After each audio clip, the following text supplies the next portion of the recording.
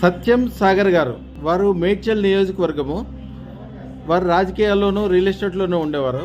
రాజకీయాల్లో అనేక రకాలైన అపజయాలు చూసిన తర్వాత నేను ఎట్లయినా మంచి పొజిషన్ వెళ్ళాలని, నా ప్రజలకి నేను సేవ చేయాలని ఉద్దేశంతో ఉన్నప్పుడు నా దగ్గరకు వచ్చి అదృష్టత్రం పెట్టుకున్నారు.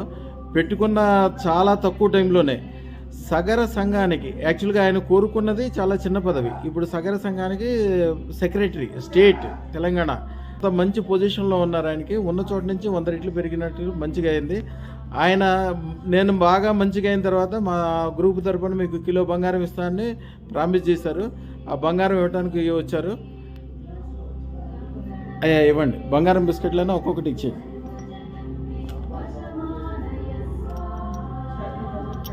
4, 5, 6, 7, 8, 9, 10. అయ్యా మొత్తం కిలో బంగారం ఇది.